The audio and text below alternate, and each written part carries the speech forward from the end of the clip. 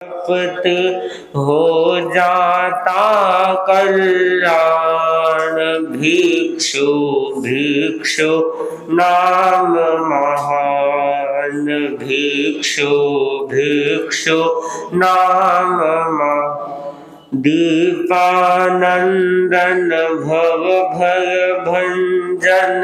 भिक्षु गुण की खान। भिक्षु भिक्षु नाम महान। भिक्षु भिक्षु नाम महान।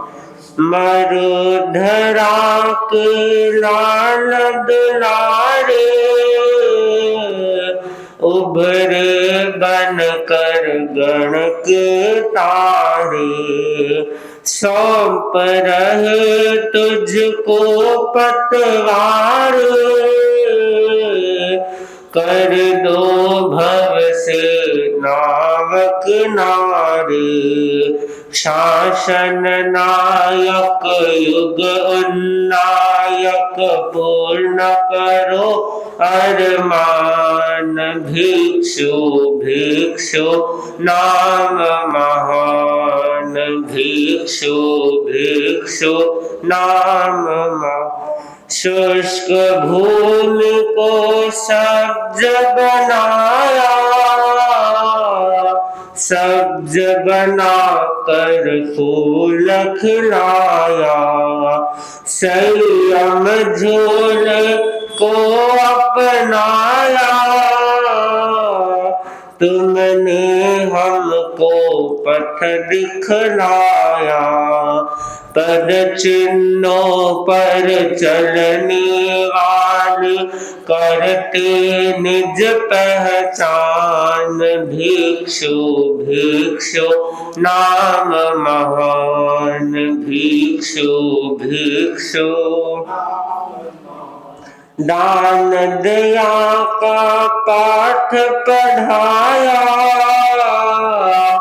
धर्म अहिंसा में बतलाया। संघर्षों से नहीं घबराया। जन जन के मन को अट भाया। सत्यशील के बल पर तुमने सत्यशील के बल पर तुमने किया स्वयं उत्थान। भिक्षु भिक्षु नाम महान। भिक्षु भिक्षु जपते जपते हो जाता कल्याण। भिक्षु भिक्षु नाम महान। भिक्षु भिक्षु नाम महान। आज का विषय है वैर बंधन के कारण। आगम वाणी है वैराणु बंदिनी महक भयाणी। वैर का अनुबंध महाभय पैदा करता है। वैराणु बद्धा नरयम कुवंती।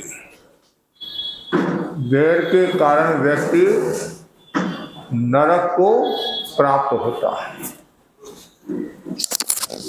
ये जीव अनंत काल से संसार में परिभ्रमण कर रहा है। उसका कारण कर्म है। कर्म के दो बीज है, राग और द्वेष। राग के कारण भी ये संसार में परिभ्रमण करता है और द्वेष वैर के कारण भी ये संसार में परिभ्रमण करता है। जब तक वैर भाव है, राग द्वेष है, कषाय है, कर्म है, तब तक जीव संसार में परिभ्रमण करता रहेगा और नाना प्रकार की योनियों में पैदा होता रहेगा। प्रश्न खड़ा होता है, आदमी वैर क्यों करता है, वैर के कारण क्या है।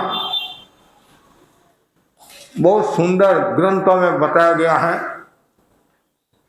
वैरम पंच समुत्थानम तत् बुध्यंती पंडिता स्त्री कृतं वास्तुजं वाग्दं ससा पत्ना पराधानम।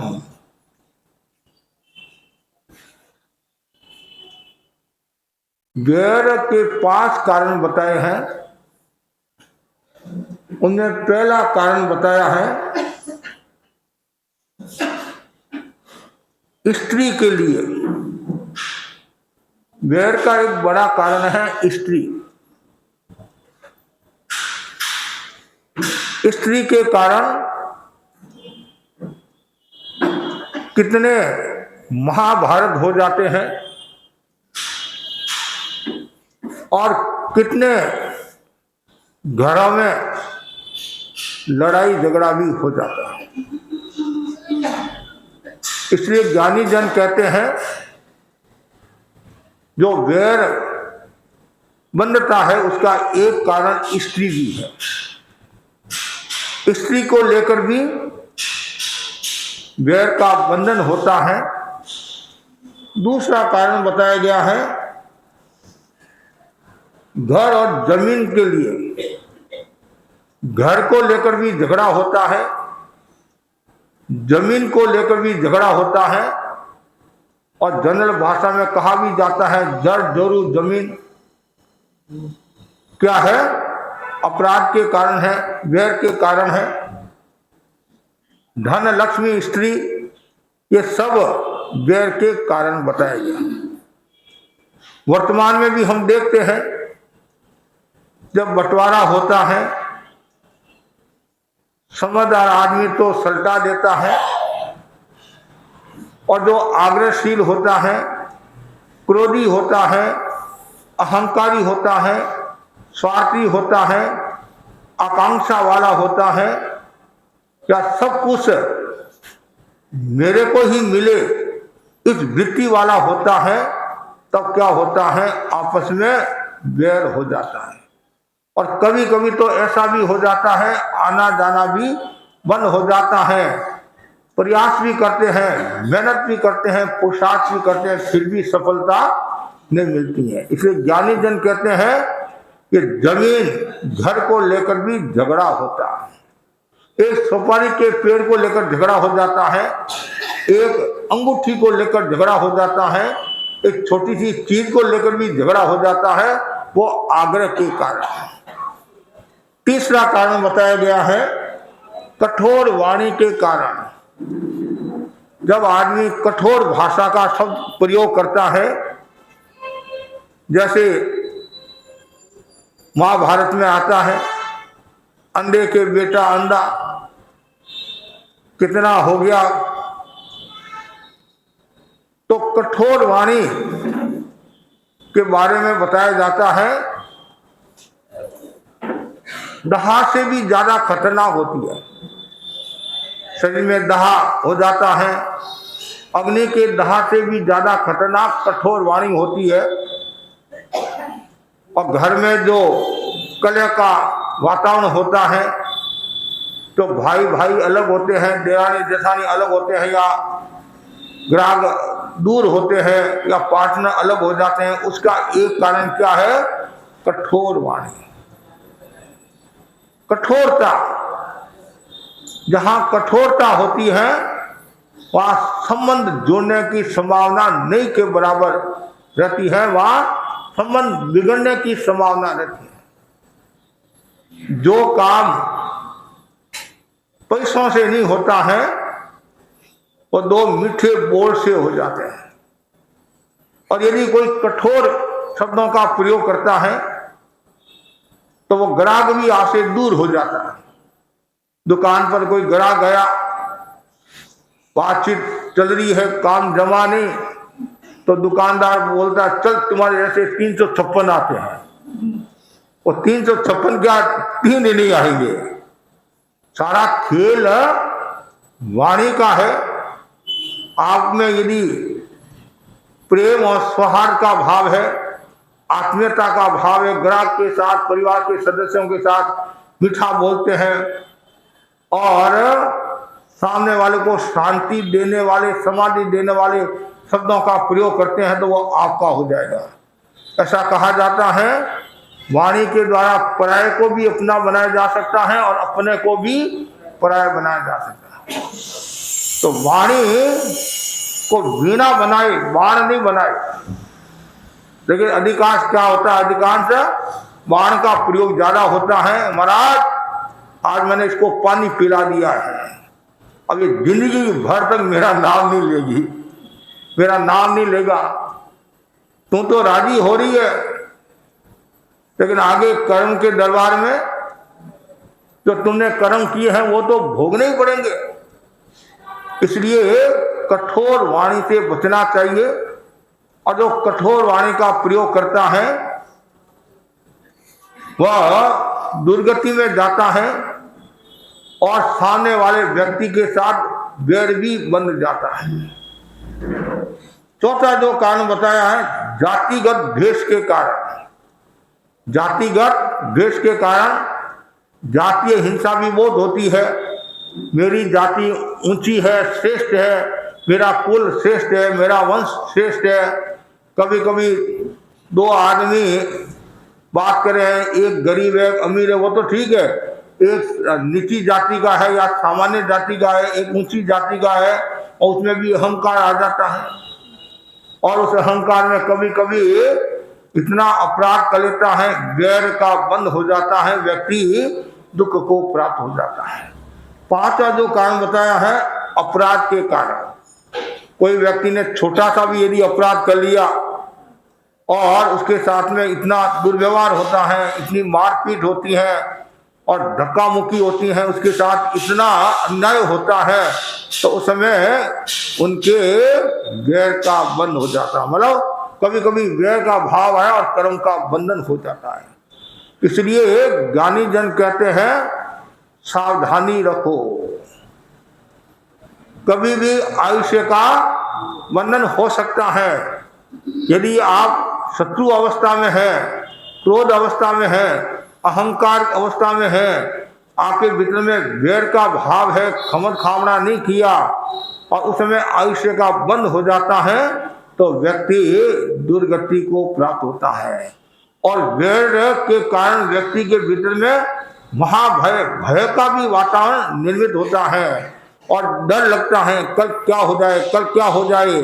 आप किसी को देखते भी है और आपके विचार नहीं मिलते हैं या वैर का भाव है, देखते ही आपके मन में कभी क्रोध का भाव भी आ जाता है और सामने वाले व्यक्ति को भय भी लगने लग जाता है, यह आदमी आ गया, मेरे को मारेगा मारेगा मारेगा मारेगा, कुछ भी हो सकता है।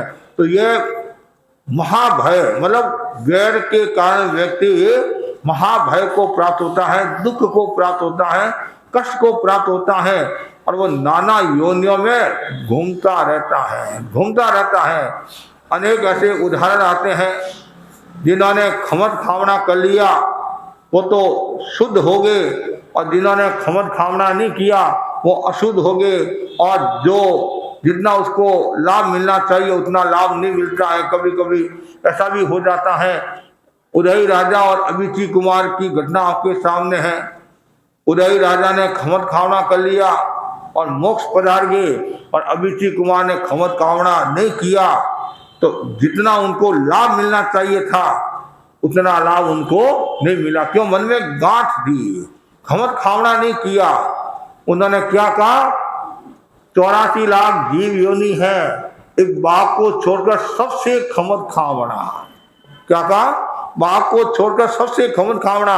अरे जिनसे खमत खावना करना है पहले उनसे खमत खावना करो। ऐसे तो हम हमेशा प्रतिक्रमण के बाद में मन्ना करते हैं और प्रतिक्रमण सबसे खमत खावना करते हैं, और समस्या के दिन विशेष खमत खावना करते हैं। दूसरे दिन शाम को, पहले दिन शाम को, मतलब समस्या के दिन या फिर दूसरे दिन खमत खावना का कार्यक्रम होता है। लेकिन कभी कभी क्या होता है, ऊपर के खमत खावना होते हैं। बस लोक व्यवहार राजी रखने के लिए कि लोगों को लगे कि हाँ भाई ये खमत खावना कर लिया है, क्या बोलते हैं, खमजो खमजो, फिर बोलते हैं मरजो मरजो। तो खमजो खमजो और मरजो मरजो कितना फर्क है, खमजो और मरजो। तो लेकिन जो व्यक्ति मन से खमत खावना करता है वो तो तर जाता है। कुछ लोग कहते हैं महाराज मेरी क्या गलती है, गलती तो इसकी है, और ये खमत खावना करे, कोई बात नहीं, तुम्हारी गलती नहीं है, लेकिन तुम्हारे को कहने में क्या नुकसान है कि भाई मेरे द्वारा कोई अभिनय हो गया हो, ज्ञात में अज्ञात में कोई गलती होगी हो, तो मैं तुमसे खमत खावना करता हूँ। आपने मन से खमत खावना किया तो आप तो तर गए, और सामने वाला ने खमत खावना मन से किया वो भी तर गया, और यदि उसके भीतर में गांठ है, वो खमत खावना नहीं करता है, तो उसका नुकसान हुआ। आपका नुकसान किस बात का हुआ? जैसे आप किसी के यहाँ मिठाई लेकर जाते हो, सामने वाला यदि मिठाई लेता है तो उसकी होगी, और नहीं ली तो उसकी हो जाएगी क्या मिठाई? नहीं होगी। तो कभी कभी आप कहते महाराज इसने मेरे को गाली दी, इसका मतलब है आपने गाली को स्वीकार कर लिया है। नहीं तो भाई तुम्हारी गाली तुम्हारे पास है, मुझे नहीं चाहिए, मुझे गाली नहीं चाहिए, मुझे गोली चाहिए। लेकिन आदमी उसमें ये सोचने लग जाता है इसने मेरे को गाली दी है, इसने मेरे को मारा है, चाटा मारा है, अभी तो मैं दुर्बल हूं, तो मैं सबल हो जाऊंगा तो इसको मैं पूरा कर लूंगा, साफ कर लूंगा, मार दूंगा, खत्म कर लूंगा, और जब भी ये मेरे को मिलेगा पूरा का पूरा साफ कर लूंगा। ये जो वैर का भाव है, ये जो मन में घृणा नफरत का भाव है, क्रोध का भाव है, ये भाव आत्मा को दूषित करता है, आत्मा को मतलब सुखी नहीं होने देता है, और आत्मा भटकती रहती है। नहीं, आत्मा क्यों भटकती है? कर्म के कारण भटकती है, असत्य प्रवृत्ति के कारण भटकती है। तो इसलिए आवश्यकता है हमारे मन में कोई भी प्रकार का वैर का भाव नहीं रहे। कभी कभी क्या छोटी छोटी बात को लेकर वैर हो जाता है, और वो वैर इतना लंबा चलता है फिर पूछो मत आप। अब देखो गच्छ कुमार मुनि का उदाहरण आता नहीं, 99 लाख भाव पहले कर्म के, कितने 99 लाख भाव पहले, और गच्छ कुमार मुनि के भाव में कर्म उदय में आए। अब बोलो आप, ये एक गच्छ कुमार मुनि की घटना नहीं है, द्वैपायन ऋषि की घटना नहीं है, और त्रिपृष्ठ वासुदेव भगवान महावीर का पूरा भाव, त्रिपृष्ठ वासुदेव में जो कर्म किए थे तो वो वापिस जब भगवान बनने वाले उससे पहले उनके कर्म उदय में आए, कर्म उदय में आए। तो इसलिए कर्म करते समय सावधानी रखो, और हर समय मन में ये भावना भानी चाहिए मेरे से कोई अपराध न हो जाए, मेरे से कोई गलती न हो जाए, और यदि अपराध हो गया, गलती होगी तो मैं खमत खावड़ा करूंगा, प्रायश्चित लेकर शुद्ध हो जाऊंगा। और यदि मन में गांठ रखता है, दुर्व्यवहार रखता है, तो वो व्यक्ति सुख को प्राप्त नहीं होता है, और कभी कभी छोटी सी बात को लेकर भी बहुत बड़ा हो जाता है। जैसे एक हमारे जैन ग्रंथों में एक कहानी आती है, और बड़ी कहानी है तो छोटी सी है, लेकिन मार्मिक है, प्रेरणा देने वाली कहानी है। एक छोटी सी बात को लेकर कितना बड़ा बतंगड़ हो जाता है और कितना नुकसान हो जाता है। ऐसा कहा जाता है धर्म रुचि तपस्वी थे, वो धर्म रुचि अनगार नहीं, वो नहीं है, धर्म रुचि तपस्वी थे, और ऐसे बहुत धर्म रुचि तपस्वी हुए हैं। ये जो धर्म रुचि तपस्वी के बारे में बताया जाता है कि धर्म रुचि नाम के तपस्वी संत एक बार नंद नाम के नाविक पुत्र की नाव में बैठकर गंगा नदी पार की, गंगा नदी पार की, और पार करने के बाद सब लोग नाव से उतरे, सबने पैसा दिया और सब पैसा देकर रवाना हो गए। अब धर्मरुचि जो तपस्वी थे वो वहां खड़े, उनके पास तो पैसा नहीं, पैसा का पैसा, वो तो मौन पैसा नहीं। तो अब उसके नाविक के मन में क्रोध का भाव आया, वैर का भाव आया, क्रोध का भाव आया, और कहा तू तपती बालू में खड़ा हो जा। बालू में खड़ा कर दिया, और इतनी तेज वो बालू जल रही थी, तपती थी, जेठ का महीना होता है, चिलचिलाती धूप और बालू की रेत और ज्यादा तपती है। तो काफी देर तक खड़े रहे। फिर तपस्वी ने कहा अब तो मेरे को जाने दे, कि नहीं जाने दूंगा। परिणाम ये आया, तपस्वी थे और आप जानते हैं तपस्वी होता है तो कभी कभी गुस्सा भी आ जाता है, इसलिए हम लोग क्या करते हैं कि तपस्या के साथ में स्वाध्याय, ध्यान, जप, सत्संगत, अनुप्रेक्षा, प्रवचन आदि का भी कर्म होना चाहिए। इससे क्या होगा, क्रोध हावी नहीं होगा। नहीं तो आदमी भूखा रहता है, जठराग्नि तेज होती है तो कभी कभी गुस्सा भी आ जाता है। अब ये तपस्वी थे और पैसा दिया नहीं और तपती धूप में बालू में खड़ा किया और पैर जल रहे हैं, मन में अन्यथा का भाव आया, परिणाम ये हुआ धर्मवृत्ति को क्रोध आया और अत्यंत क्रुद्ध अवस्था में क्या किया, दृष्टि विष लब्धि को से देखा और देखते ही उसको भस्म कर दिया। किसको? नंद को भस्म कर दिया। पर यहां से वो वैर की परंपरा शुरू हुई। अब उसको भस्म किया और जो मरने वाला था यदि वो समता में जाए तब तो सुगति को प्राप्त हो जाता है, आरत परिणामों में जाए, रौद्र परिणामों में जाए तो वो सुगति की बजाय दुर्गति को प्राप्त होता है। तो ये आर्त के परिणामों में मरकर क्या बनता है, गो आप एक जैसे सांप होता है वैसी गो होती है। तो वो कहाँ पैदा हुई, धर्मशाला में पैदा हुई। धर्मशाला में जगह होती है वहां वो पैदा हुई, वो धर्मशाला में घूमती है, फिरती है। इतने में क्या होता है, वो जो मुनिराज धर्मवृत्ति जो तपस्वी थे, वो तपस्वी मुनि भी विचरण करते हुए उसी धर्मशाला में आए। धर्मशाला में आए और वो अपना स्वाध्याय ध्यान जो भी करे थे किया और बैठे थे। इतने में वो वो भी वहां उधर उधर घूम रही थी और जैसे ही तपस्वी को देखा और देखते ही उसके मन में वैर का भाव पैदा हुआ। कभी कभी होता है, यहाँ आप वर्तमान में भी हम देखते हैं, आप एक दूसरे को जानते नहीं हो, फिर भी जैसे आपने उसको देखा और मित्रता स्थापित हो जाती है, प्रेम करने लग जाते हैं, स्वार्थ करने लग जाते हैं और इतनी आत्मीयता जैसे आप कोई साथ भाव से उनको जान रहे हो। कभी कभी देखते हैं ए भाई तुम कब आई, जबकि भाई भी जानती है कि कौन है, मैं नहीं जानती हूँ, लेकिन कभी कभी वो ऐसा हो जाता है। और कभी ऐसा भी होता है कि जैसे उसको देखते हैं और देखते ही गुस्सा आता है, इसको घर से बाहर निकालो कि क्यों आई, किसको पूछकर आई, और बेचारी आई है। देखो बेचारी की बात नहीं, वो पूरे भाव के संस्कार वैर के कारण कभी कभी ऐसा हो जाता है। तो अब जैसी गो ने धनुषी को देखा और देखते उसको वैर का वो क्रोध का भाव आया। अब बार बार क्या करता है, वो गो उसको काटने की कोशिश करती है, बार बार उन्हें काटने लगी। एक बार तपस्वी ने उस पर ढेला होता है ना, पत्थर ढेला फेंका, भाई दूर हो जाए, तो भी वह दूर हुई नहीं।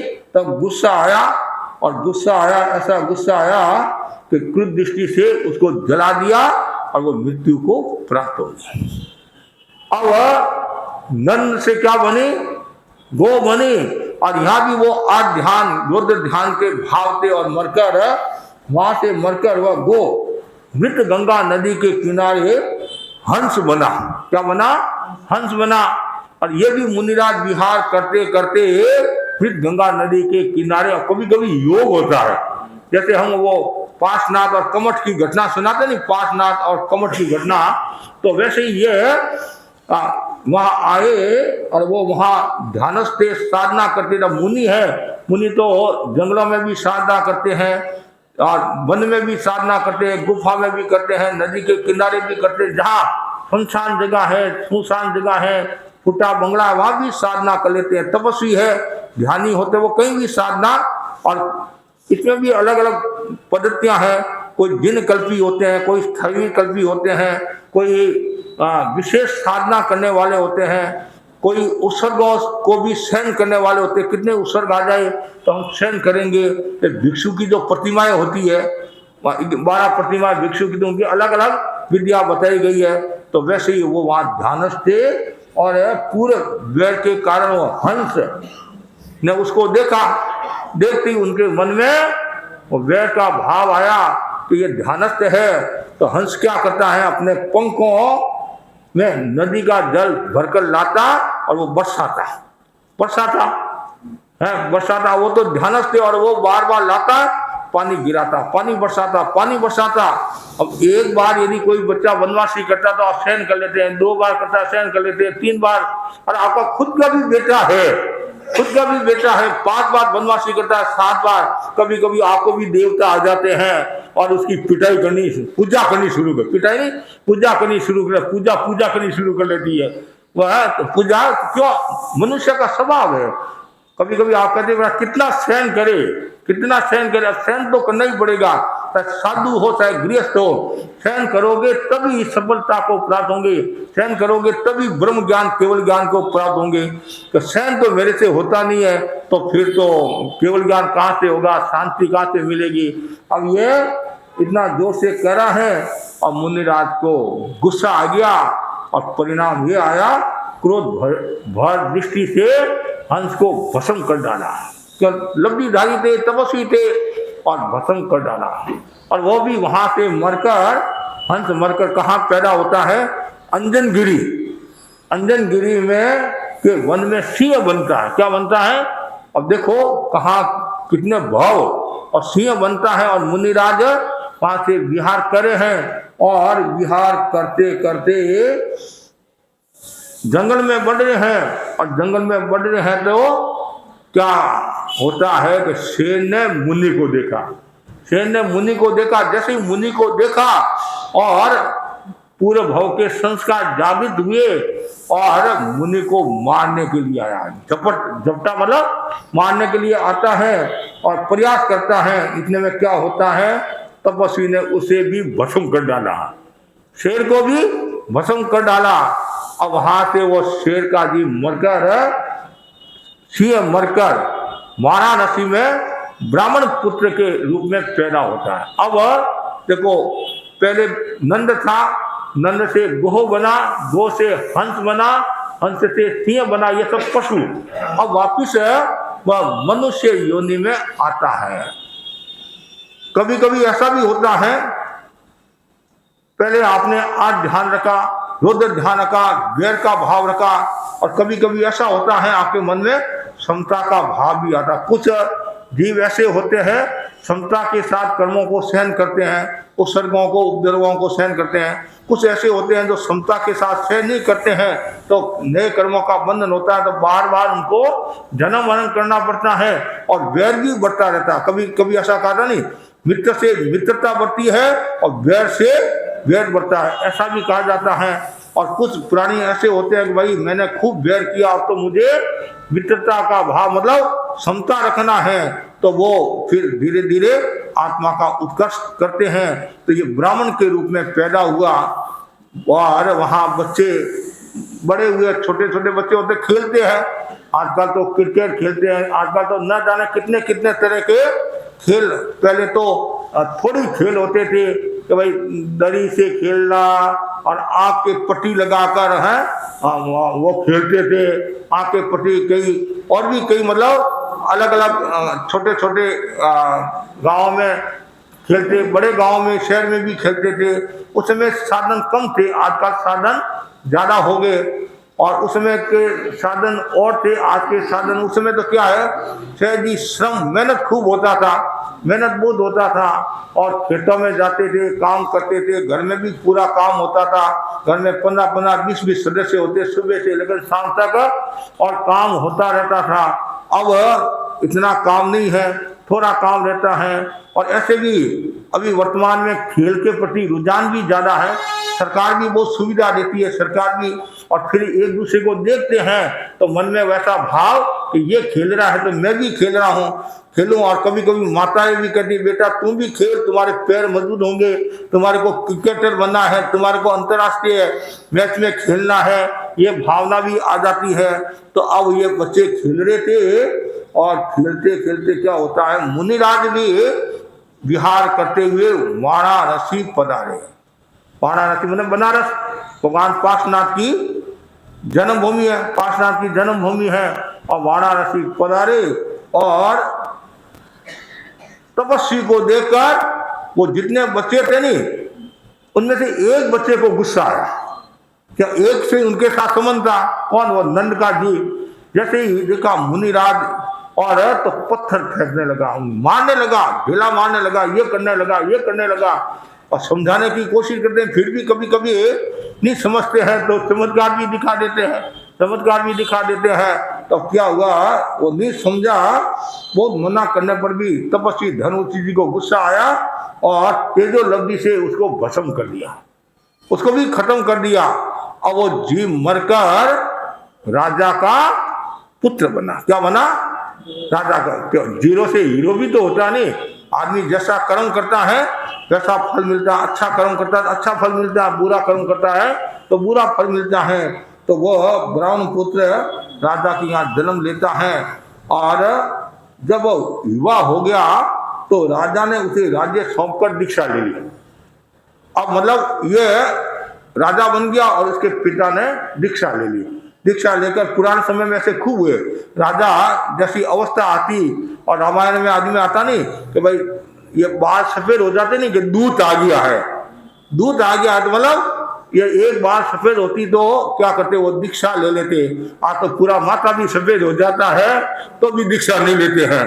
और इतने होशियार आप हो, वो डाई और करा देते हो, काले वो करा देते, तो पता ही नहीं चलता है कि ये बूढ़ा है कि जवान है। जवान ही दिखता, बूढ़ा कहां से दिखता है? ऐसे शरीर से पता चल जाता है ये बूढ़ा है, लेकिन दिखता है स्मार्ट। आजकल तो भाई बहन सब स्मार्ट लगना चाहते हैं। पुराने समय में तो 50 साल के 60 साल के कोई हो जाते तो हाथ में गेड़िया ले लेते। हमारे संत जैसे हैं 45-50 साल के हो गए, गेड़िया लेते, भाई अब बूढ़े हो गए हैं।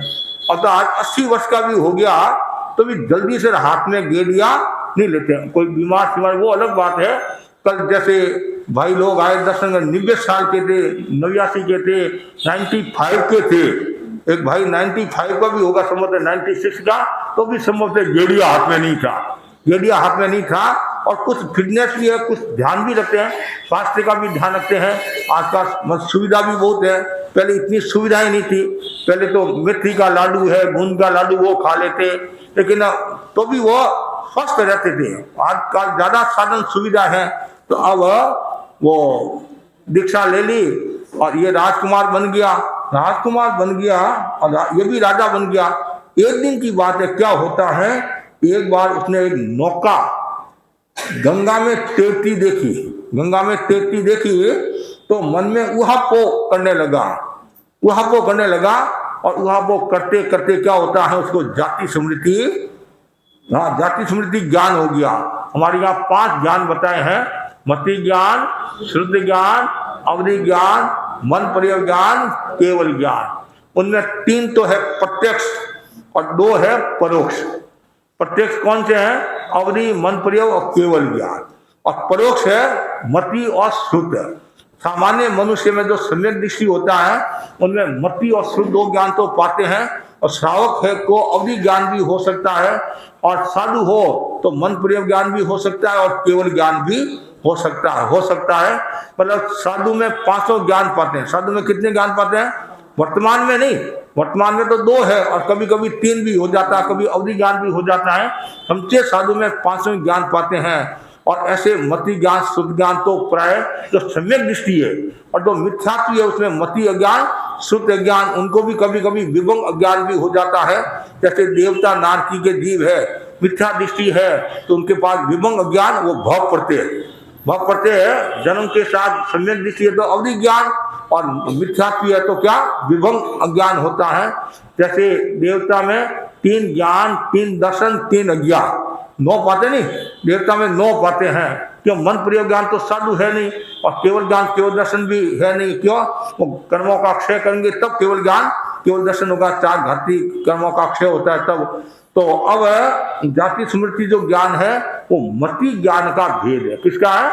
मति ज्ञान का भेद है। और जाति स्मृति ज्ञान से हम पूर्व भाव भी देख सकते हैं। शनि के 9 भाव, कितने?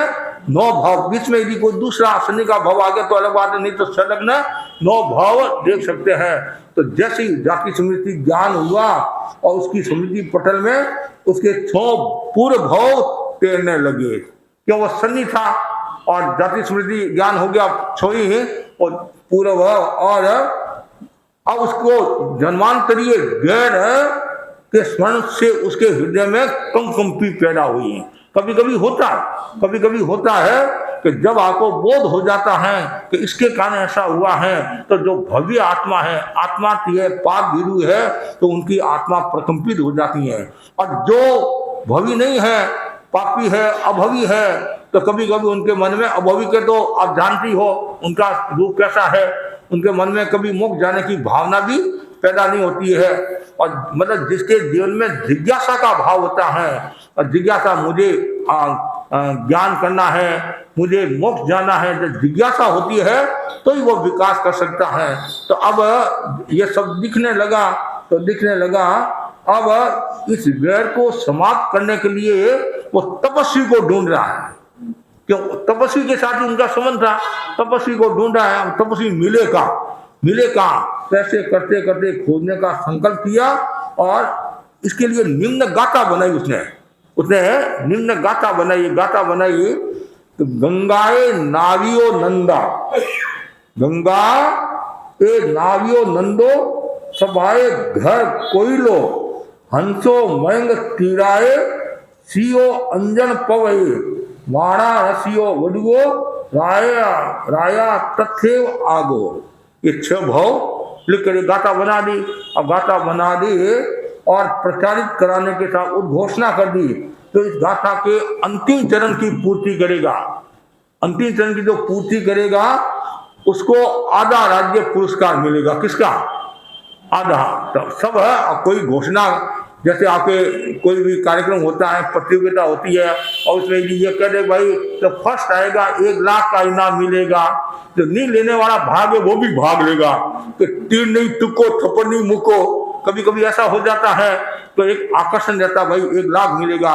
और यहाँ भी यदि बता दिया जाए भाई महाराज विक्टोरिया स्ट्रीम में है, यहाँ कुछ मिलने वाला है, तो संख्या और भी ज्यादा हो सकती है, हो सकती है। तो अब तो जैसी सुना, लेकिन अब वो लोग इन तीनों पदों को गाने लगे। एक बार धर्म रुचि तपस्वी वाराणसी के उद्यान में आए, तो एक ग्वाला इन पद्यों को गा रहा था। तपस्वी को अपना जीवन की विगत घटनाएं स्मृति पटल पर तैर गई। वो तपस्वी को भी तैर गई, उसके मन में भी क्यों, उसके साथ ये सब ऐसा हुआ था, तो तपस्वी को सब ये घटना दिखने लगी। तो वो तो तपस्वी भी थे, साधु थे, और उन्होंने चौथी लाइन जोड़ दी। उन्होंने चौथा पद्य बनाकर गाया, एते सिंह गायो जो उसो एथेव समागो। ये पद पूर्ति ग्वाले ने सुना दी कि उसने तो सीख लिया और राजा को सुना दी। और राजा तपस्वी धर्म रुचि के पास आया, उनकी वंदना की और पूर्व भवाओं के वैर की क्षमा याचना की और उनको प्रसन्न किया। और तपस्वी धर्मरुचि मुनि ने भी अंतःकरण से खमत खावना किया। अब देखो, वैर के कारण अपराधी था एक तरह का, मतलब उसने पैसा नहीं दिया, तो इसके साथ उसने अपराध किया, और अपराध का कितना बड़ा, बात छोटी सी थी, कोई बड़ी बात नहीं है। भाई तपस्वी है, छोड़ भी देते, लेकिन कभी कभी होता छोटी सी बात को लेकर भी बड़ी बात हो जाती है। तो एक छोटी सी बात को लेकर उनको कितना भोग करना पड़ा, और अंत में खमत खावना किया, तब जाकर आत्मा को शांति हुई, प्रसन्न हुआ।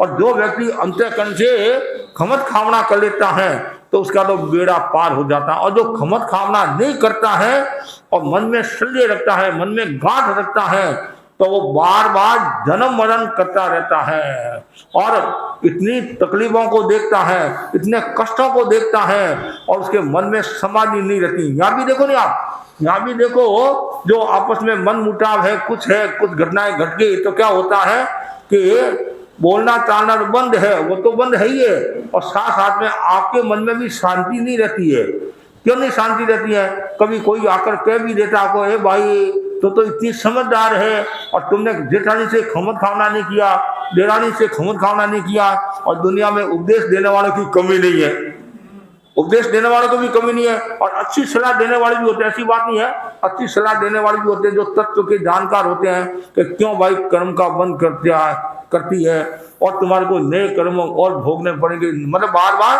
तुम्हारे को जन्म मरण करना पड़ेगा और तुम अंतःकरण से खमत खामना कर ले। तो कोई हलुकर्मी होता है, आत्मार्थी होता है, पाप भीरू होता है, तो वह उनसे खमत खामना करके हल्का हो जाता है। तो ये वैर मन के कारण बताए हैं और वैर मन के कारण जीव संसार में परिभ्रमण करता रहता है।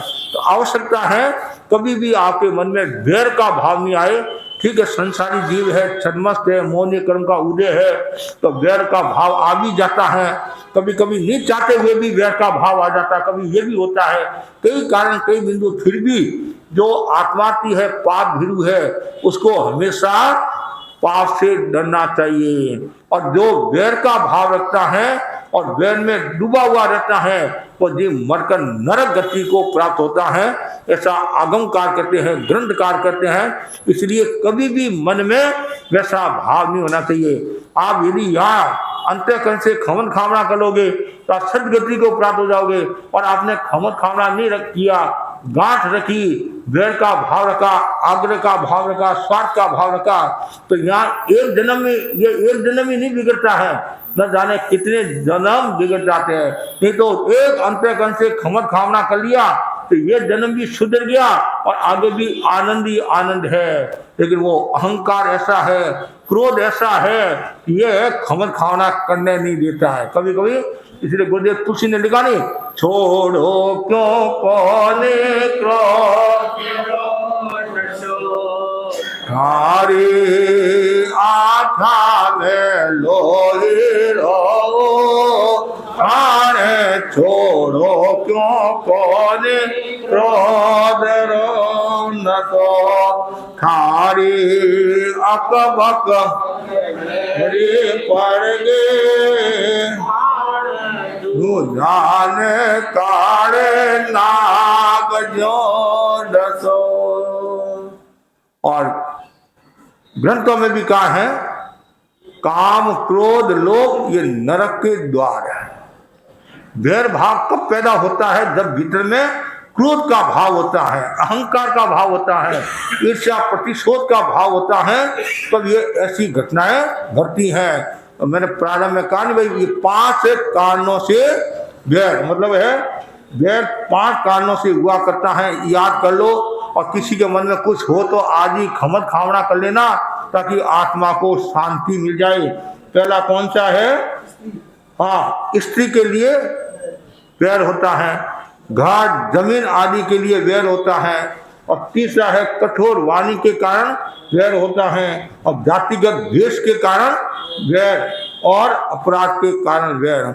और ऐसे भी एक दोहे में भी बताया गया है, 3 बात है वैर की, 3 बात है वैर की, जड़ जोरू जमीन, संत दास इनसे अधिक, मत की बात महीन। 3 तो है ही है, चौथी एक मत बना आग्रह, मेरा मत ही श्रेष्ठ है। कभी कभी क्या होता है, मैं जो कह रहा हूं वही श्रेष्ठ है, तुम जो कह रहे हो गलत है, मेरी परंपरा सही है, तुम्हारी परंपरा गलत है, हम कितने कट्टर है और तुम कितने ढीले हो। कहते नहीं, पर तुम्हारे महाराज में कुछ नहीं है, हमारे महाराज में सब कुछ है। ये मत और ज्यादा खतरनाक होता है।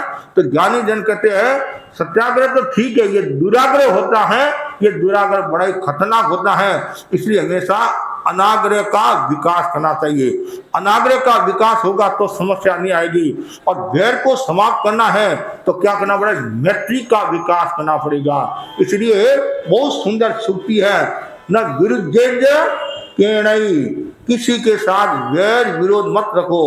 वैर विरोध रखने का मतलब है जन्म मरण की परंपरा को बढ़ावा देना। अब वैर को कैसे समाप्त करे?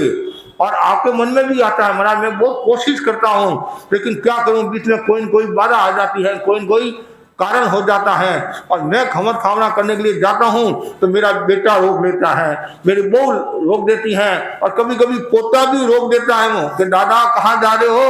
अरे भाई खमत खावना करने के लिए, अरे शांति रखो, वो आदमी ऐसा ही है, वो खमत खावना के लायक नहीं है।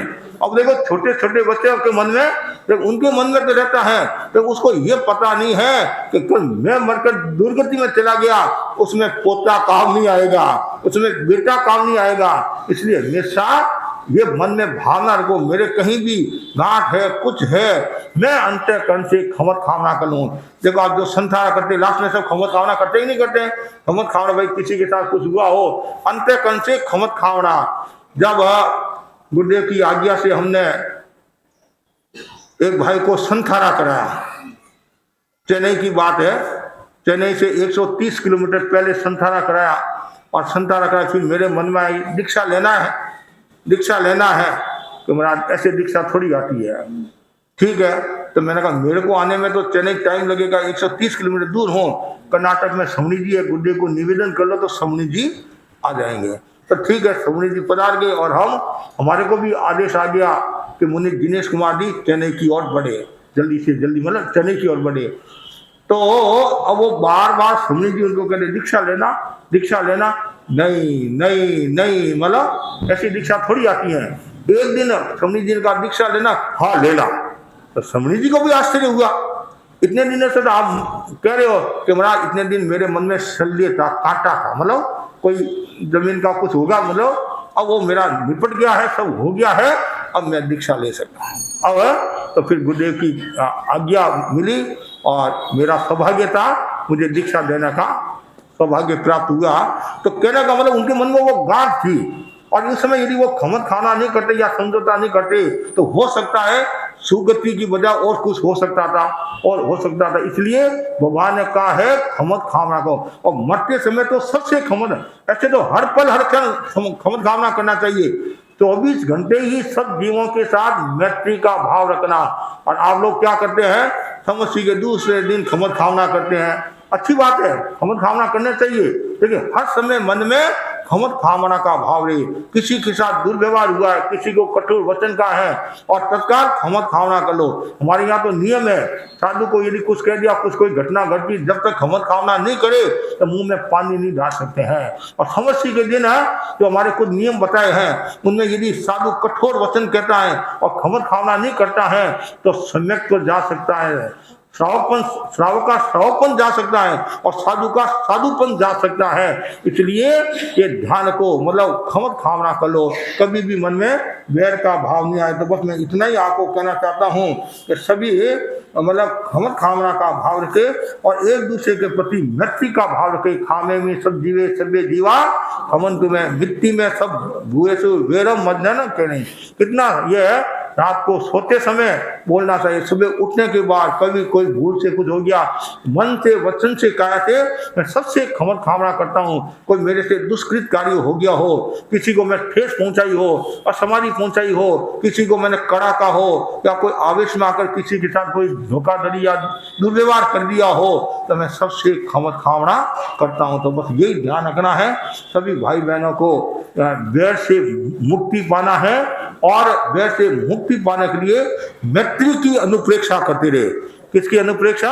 मैत्री की अनुप्रेक्षा करते रहे, ध्यान साधना करते रहे, तो आप वैर भाव से मुक्त हो सकते हैं। इसी आशा के साथ ओम आराम, कुछ क्षणों के लिए ध्यान भी कर लें।